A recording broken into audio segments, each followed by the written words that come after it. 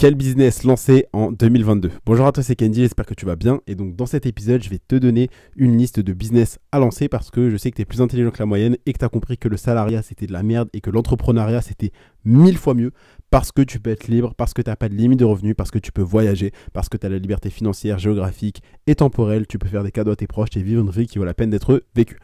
Donc, on commence tout de suite. Premier business, c'est la prestation de service. Donc, c'est pas un premier en mode c'est un top. C'est le premier business de la liste que tu peux faire, c'est la prestation de service.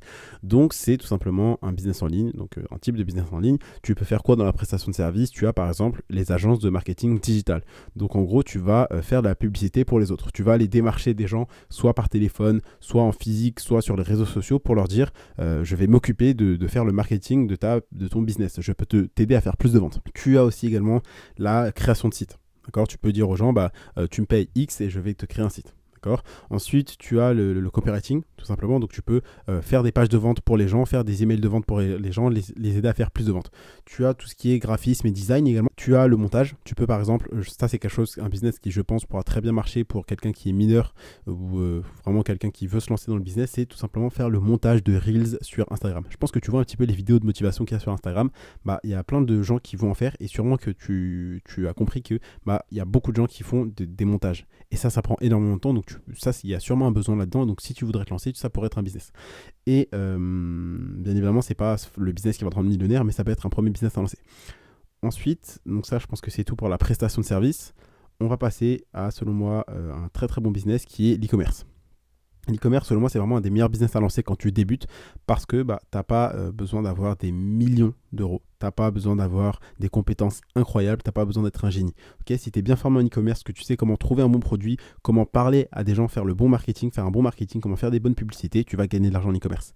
L'e-commerce, c'est vraiment un business où tu es tranquille, tu es derrière ton ordinateur, y a un site, ensuite tu délègues le SAV, tu délègues tout simplement la livraison des produits à ton agent, à ton fournisseur. Et toi, tout ce que tu as à faire, c'est tout simplement trouver le produit. Le site, tu peux même déléguer la création du site à, par exemple, un freelance.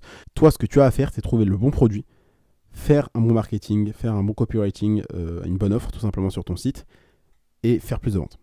Tout simple, tu cherches le produit et tu cherches à le vendre.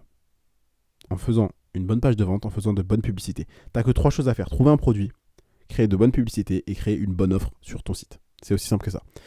Et donc l'e-commerce, c'est un très bon business. C'est un des meilleurs business que j'ai lancé, c'est ça. Et troisième business, tu as la création de contenu. Alors la création de contenu, qu'est-ce que c'est? C'est tout simplement le fait de créer du contenu. Donc ça, tu l'as compris. C'est par exemple créer des vidéos, créer des podcasts, créer des posts, comme tu vois un petit peu les publications qu'il y a sur Instagram, pour chercher à bâtir une audience et ensuite la monétiser. Donc soit tu la monétises en faisant des placements de produits ou de l'affiliation ou des partenariats avec des marques, ou sinon tu vends tes propres produits, donc tes produits physiques, tes services ou tes formations, tes coachings ou tes e-books. Et donc, il y a la création de contenu qui est du coup un des business que moi j'utilise pour faire de la vente de formation, très simplement.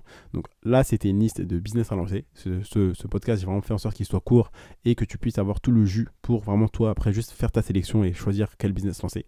Et donc voilà. Aujourd'hui, en 2022, je t'ai donné la liste des business qui, selon moi, étaient les meilleurs à lancer.